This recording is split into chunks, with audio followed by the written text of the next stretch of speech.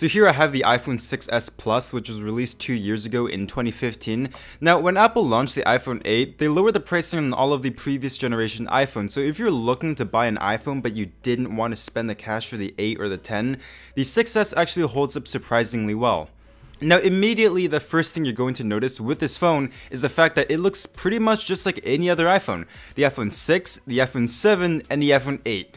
The design really hasn't changed much within the last 4 years, and how you can tell that this is a 6S is from the S badge.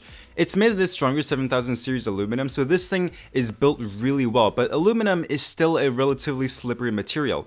I've never actually had any issues with grip even on the larger 6S Plus, but if you do, you can always buy a skin or a case for it.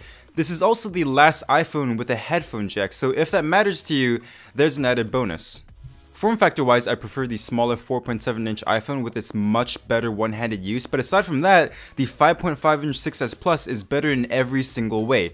So with the smaller iPhone, you can get around a full day of use, whereas with the 6S Plus, you're getting around a day and a half of use.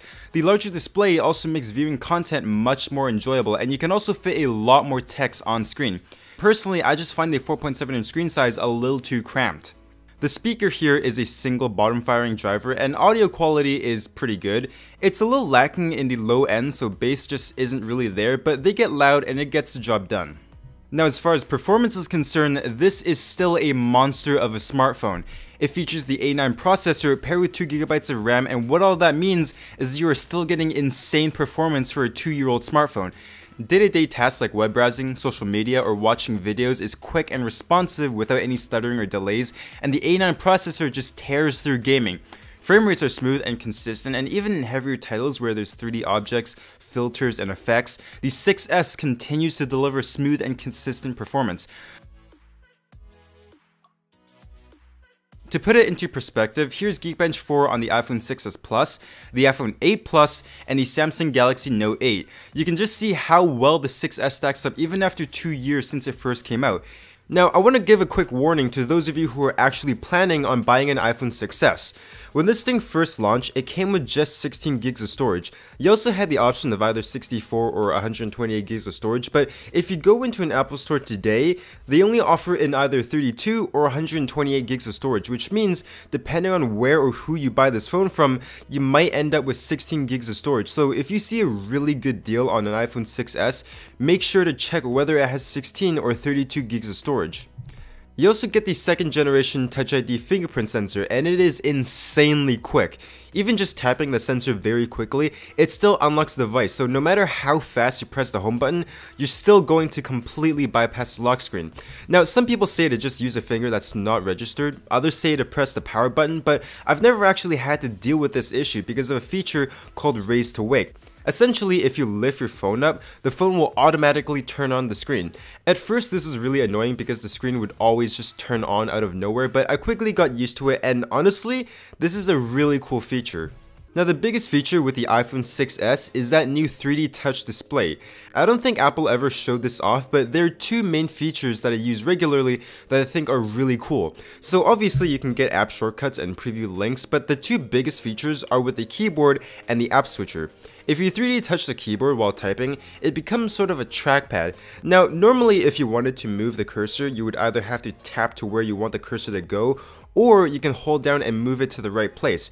Now, if you 3D touch a keyboard, you can move the cursor around quickly and way more accurately. This one I actually only recently discovered on Reddit, but if you 3D touch a second time, it will actually start to highlight text for you. That's a big one for me. Now, we all know that if you 3D touch the left side of the display, you can get into the app switcher, but if you 3D touch and swipe all the way across the display, it will actually bring you to your last used application.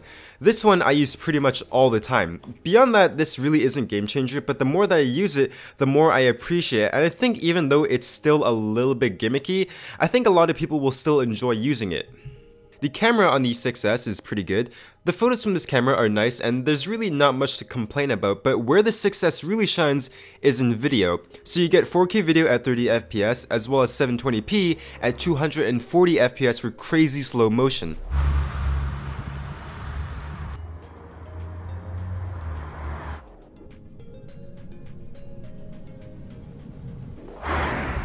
Now the key difference between the 6S and the 6S Plus is that the 6S Plus has optical image stabilization, and basically what this does is it helps reduce the shakiness from your hands.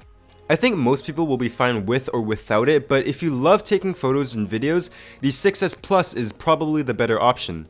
So the iPhone 6S is still a fantastic phone, even nearing the end of 2017. It's fast, it's got good battery life, speakers are decent, and 3D Touch is awesome.